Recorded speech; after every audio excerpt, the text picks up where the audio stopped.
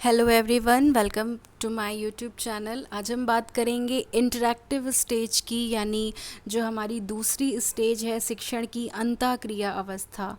I hope आपने पहला video देख लिया होगा जिसमें हमने प्री एक्टिव स्टेज के बारे में बताया है, क्योंकि जो स्टेजेस ऑफ टीचिंग या फिर जो फेजेस ऑफ टीचिंग हैं वो 3 हैं और हमने ये डिसाइड किया था कि हम अलग अलग वीडियो में अलग अलग स्टेजेस की बात करेंगे। तो ये जो स्टेज है इंटरैक्टिव स्टेज, ये सेकेंड स्टेज है। इसके पहले आप प्री एक्टिव स्टेज देख लीजिएगा। प्री एक्टिव स्टेज वो थी जो टीचर क्लासरूम में आने से पहले जितने एक्शंस करता है उसके बारे में बात की गई थी। वो स्टेज थी आपकी प्री एक्टिव स्टेज। उसके बाद जब चीज़ें प्लान्ड हो जाती हैं, सारी चीज़ें फिक्स हो जाती हैं और उसका लेक्चर होता है आपकी क्लास में, तो जब आपकी क्लास में आ जाता है, ठीक, तो उसके एंटर करने के बाद आपके और टीचर के बीच में क्या होता है, इंटरेक्शन होता है, अंतःक्रिया होती है। तब जो एक्शंस वो लेता है वो सारे एक्शंस किस में आते हैं, इंटरैक्टिव स्टेज में आते हैं, अंतःक्रिया अवस्था में आते हैं। यानी शिक्षण की इस अवस्था में वे सभी व्यवहार, क्रियाएं और वस्तुएं निहित होती हैं जिनका उपयोग शिक्षक जो है वो कक्षा में करता है। This stage includes all those behaviours, activities और things done between the time of the teacher's entry in the classroom and the time when the lesson और subject content has been delivered by him.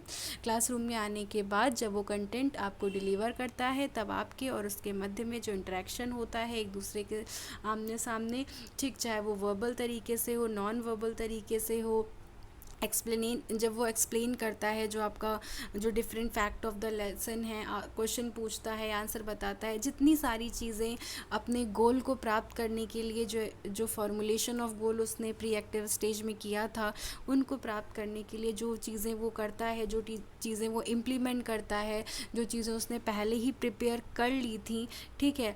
The teacher uses a variety of teaching approaches, वो सारी चीज़ें, जो सारी approaches वो use करता है जिससे जो शैक्षणिक उद्देश्य थे उनकी पूर्ति हो जाए और आपके बिहेवियर में मॉडिफिकेशन हो जाए, परिमार्जन हो जाए, चेंजेस आ जाएं, ठीक है। तो यानी क्लासरूम में आने के बाद वो सभी कार्य किसी को पढ़ाने या वांछित अनुभव प्रदान करते समय जो टीचर करता है ना, ये एक ऐसी स्टेज होती है जिसमें शिक्षक और छात्र दोनों ही आमने सामने होते हैं और अनेक स्ट्रेटजीज़ का उपयोग टीचर करता है ताकि आपको जो चीज़ें हैं, जो कंसेप्ट हैं, वो क्लियर हो सकें। कौन कौन से एक्शन वो परफॉर्म करता है उसके बारे में हम जान लेते हैं। तो operations of teaching during interactive stage, ठीक है। अब जब वो क्लास में आता है तो सबसे पहले किस चीज़ के बारे में देखता है, साइजिंग ऑफ द क्लास यानी कक्षा के आकार की अनुभूति करता है।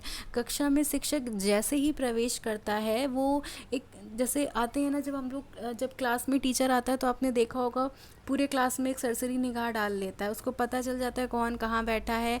जो बच्चा मोबाइल चलाने वाला है वो पीछे बैठा है कि आगे बैठा है, या जो बच्चा बिल्कुल डिस्टर्ब करेगा क्लास को वो बच्चा कहाँ बैठा है, जो पढ़ने वाला बच्चा है वो क्लास में है कि नहीं है, वो कहीं बाहर गया हुआ है, या कौन सा बच्चा कहाँ है, कौन सा बच्चा कहाँ नहीं है, कमज़ोर छात्र कहाँ बैठे हैं, जो अच्छे छात्र हैं वो कहाँ बैठे हैं, ठीक है।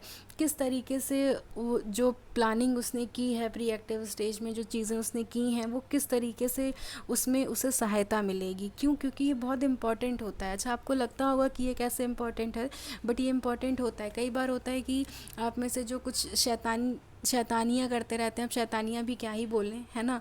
अब आप इतने बड़े हैं, आपको पता है क्लासरूम में कैमरे लगे हुए हैं, फ़ोन नहीं चलाना है, बट स्टिल कुछ लोग होते हैं तो उनका कुछ नहीं किया जा सकता। तो वो क्या करते हैं, वो ये कोशिश करते हैं कि हम पीछे बैठ जाते हैं, या हम ये कोशिश करते हैं कि बैक सीट पर रख लेते हैं तो मोबाइल उसमें से चलाते रहेंगे, है ना। ये हम छोटी छोटी चीज़ें करते रहते हैं ना, इससे डिस्टर्बेंस होता है, ठीक है। जब आप पोडियम पे खड़े होइए, जब आप पढ़ा रहे हो, जब आपको पढ़ाना हो, ठीक, तो वहाँ पर डिस्टर्बेंस होता है, बहुत डिस्टर्बेंस क्रिएट करते हैं कुछ बच्चे। तो इसीलिए हमको सबको ध्यान में लेकर चलना होता है। हमें पहले ही ये पता कर लेना होता है कि जो हमें डिस्टर्ब करेगा वो ऐसा तो नहीं है पीछे कोने में बैठा है, तो हम उसको आगे बैठा लेते हैं। बिल्कुल तुम आगे बैठो, आगे यहीं बैठो एकदम सामने मेरे, ठीक है। पूरी क्लास में सब एकदम सीधे बैठेंगे, एकदम सही से बैठेंगे। तो इसीलिए कक्षा के आकार की अनुभूति करता है। क्लासरूम में आने के बाद जो पहला स्टेप होता है वो क्या होता है, क्लास के आकार की अनुभूति करना। फिर है डायग्नोसिस ऑफ द लर्नर, आपकी जो समस्याएं हैं, जो प्रॉब्लम्स हैं, उनको डायग्नोस करना, उनके बारे में पता लगाना, ठीक है। क्यों, क्योंकि अगर हमें उन चीज़ों के बारे में पता नहीं होगा, मान लो कि मैंने आपको आगे पढ़ा दिया या आगे मैं बढ़ती चली गई, ठीक, और आपको पुराना ही नहीं समझ में आया था, आपको पुरानी चीज़ें नहीं क्लियर हुई थी कल, या ये हो सकता है कि हम जो टॉपिक पढ़ा रहे हैं वो इतना टफ़ है कि आपको नहीं समझ में आ रहा है, या ये हो सकता है कि आपको ये सब्जेक्ट वैसे भी नहीं पसंद है और ये टॉपिक जो है ये और सर के ऊपर से जा रहा है, बहुत सारी चीज़ें हैं।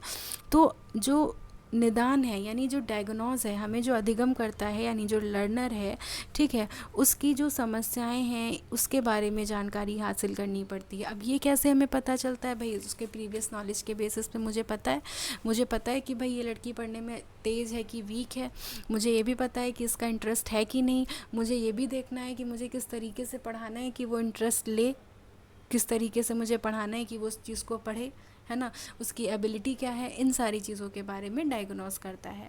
थर्ड स्टेप क्या है? अचीवमेंट और एक्शन ऑपरेशंस। यहाँ पर क्या होते हैं? क्रिया और प्रतिक्रिया होती है, ठीक। अब आप सोचेंगे क्रिया और प्रतिक्रिया क्या हो गई? तो जो जो चीज़ें क्लास में परफॉर्म की जाती हैं, ठीक है, जो एक्शंस टीचर लेता है पढ़ाते वक्त, पढ़ाने के दौरान, है ना, ये दो तरीके से हो गया, जैसे कि शिक्षक और विद्यार्थी दोनों के बीच में चलता रहता है, इसीलिए तो इसको इंटरेक्शन स्टेज कह रहे हैं, ठीक।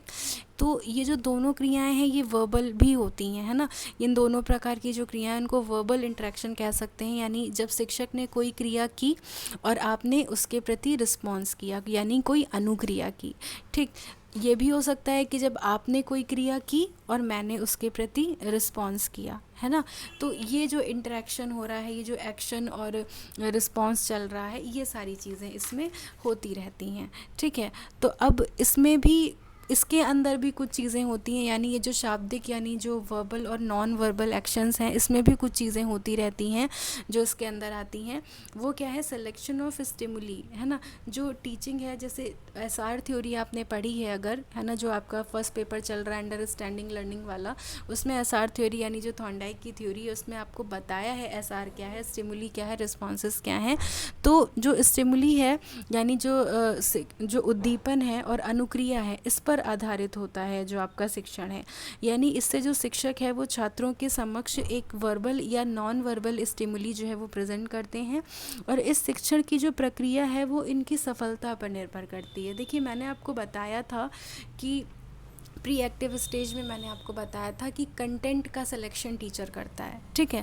तो कंटेंट का सिलेक्शन तो उसने प्री एक्टिव स्टेज में उसने सारी चीज़ें पहले से फिक्स कर ली थी, बट वो आपके सामने उन चीज़ों को किस तरीके से प्रेजेंट कर रहा है, वर्बल तरीके से प्रेजेंट कर रहा है, नॉन वर्बल तरीके से जो उद्दीपन वो आपके सामने प्रस्तुत कर रहा है वो इफ़ेक्टिव है कि नहीं है, ठीक है। ये भी सही होना चाहिए, क्योंकि अगर गलत कंटेंट आपके सामने हम प्रस्तुत करेंगे या कोई कंटेंट हम आपके सामने इस तरीके से प्रस्तुत नहीं कर पा रहे हैं कि वो इफ़ेक्टिव हो, तो आप चीज़ें नहीं सीखेंगे, आप उसके प्रति रिस्पॉन्स नहीं कर पाएंगे, चीज़ों के बारे में सही से नहीं सीख पाएंगे। तो इसीलिए ज़रूरी है कि सिलेक्शन ऑफ स्टिमुली जो हो वो एकदम सही हो, प्रेजेंटेशन ऑफ स्टिमुली जो हो वो एकदम सही हो, यानी जो उसका प्रस्तुतिकरण है वो भी करते समय चीज़ों को ध्यान में रखना चाहिए। अगर गलत तरीके से हमने कंटेंट को प्रस्तुत कर दिया, स्टिमुली को प्रेजेंट कर दिया, तो जो रिस्पॉन्सेज हैं वो भी क्या हो जाएंगे? गलत हो जाएंगे, है ना। तो इसीलिए तो प्री एक्टिव स्टेज में उसने सीक्वेंस और सारी चीज़ें पहले निर्धारित कर ली थी ना, इसीलिए तो की थी ताकि चीज़ें गलत ना हो। तो प्रेजेंटेशन भी क्या होना चाहिए? सही होना चाहिए। उसके बाद है फीडबैक और रीइंफोर्समेंट। फीडबैक यानी पृष्ठपोषण और पुनर्बलन, वह स्थिति या दशा जो इस बात की संभावना को बढ़ा दे कि इस विशेष क्रिया को भविष्य में स्वीकार किया जाएगा, यानी जो परिस्थितियां विशेष अनुक्रिया की संभावना में वृद्धि कर दें, जैसे कि किसी स्टिमुली के प्रति जैसा रिस्पॉन्स आप करने लग जाएं, है ना, आप सही रिस्पॉन्स करना सीख लें, ये इम्पॉर्टेंट है। जो प्रॉब्लम आपके सामने आई है उसके प्रति आप जो रिस्पॉन्स कर रहे हैं, चाहे आपने वो ट्रायल एरर से सीखा हो, चाहे आपने वो क्वांटिटी से समीपता के आधार पर सीखा हो, बट वो रिस्पॉन्स सही होना चाहिए, ठीक। वो चीज़ यहाँ पर इम्पोर्टेंट है। दो तरीके का रीइंफोर्समेंट है, पॉजिटिव है और नेगेटिव है। पॉजिटिव में क्या होता है? जैसे प्रेज, रिवॉर्ड्स, ठीक, और नेगेटिव में क्या हो गया? जैसे कि पनिशमेंट हो गया, डांट फटकार हो गई, ये सारी चीज़ें हो गई, ठीक। इसके बाद है development of strategies of teaching. Development of strategies of teaching में क्या हो गया, जो शिक्षण की युक्तियाँ थीं उनका विस्तार किया गया, है ना। जिस तरीके से पढ़ाना था, जिस तरीके से जो चीज़ें करनी थी, यानी पुनर्बलन जब हमें मिल गया, ठीक है, तो छात्र का जो वर्बल और नॉन वर्बल जो बिहेवियर था वो कंट्रोल में आ जाएगा, ठीक। और पाठ्य वस्तु जो है वो प्रभावशाली ढंग से हम प्रस्तुत कर पाएंगे। क्यों? क्योंकि भाई जब चीज़ें आप समझ रहे होंगे, जब आपको सारी चीज़ें क्लियर हो रही होंगी, ठीक है, तो जो टीचिंग की जो स्ट्रेटजी है उस वो इफ़ेक्टिवली तरीके से प्रभावित हो पाएगी, क्रियान्वित हो पाएगी। तो शिक्षण की युक्तियों का जो विस्तार है वो छात्र तथा शिक्षक की अंतःक्रिया को प्रभावशाली बनाने में सहायक होता है। अगर टीचिंग स्ट्रेटजी यानी जिस टीचिंग मेथड से हम आपको पढ़ा रहे हैं अगर वो आपको समझ में नहीं आ रहा है, तो जाहिर सी बात है आप फैक्ट्स को नहीं समझेंगे, चीज़ों को बिल्कुल भी नहीं समझेंगे, आपको चीज़ें नहीं क्लियर होंगी। तो इसलिए इस स्टेज में जो 3 बातें थी वो इम्पॉर्टेंट थी। पाठ्य वस्तु का प्रस्तुतिकरण, ठीक, जो लर्निंग है वो किस तरीके से होनी है, छात्रों का स्तर क्या है, ठीक, और आप कौन जो टीचिंग स्ट्रेटेजी आपने सोची है उसका डेवलपमेंट आप कर पा रहे हैं कि नहीं, उसका विस्तार आप कर पा रहे हैं कि नहीं। तो कक्षा में ऐसी परिस्थितियाँ जो है वो हो जाती हैं इंटरेक्टिव स्टेज में, जिससे आपकी सीखने की क्रिया प्रभावित होती है। अगर टीचिंग स्ट्रेटजी सही है, ठीक है, तो आप जो है जल्दी से लर्निंग कर लेंगे, जल्दी से जल्दी सीख लेंगे। तो सीखने की क्रिया प्रभावित हो रही है कि नहीं। अगर टीचिंग स्ट्रेटजी गलत हो जाएगी तो आप नहीं पढ़ पाएंगे सही तरीके से, नई चीज़ें समझ पाएंगे, ठीक। तो ये हिंदी में भी हैं। पहला यही है, कक्षा के आकार की अनुभूति करते हैं। सेकंड में डायग्नोस करते हैं, जो अधिगम करते हैं, जो लर्नर हैं उनकी प्रॉब्लम्स के बारे में। फिर क्या करते हैं, क्रियाएं और अनुक्रियाएं करते हैं, ठीक।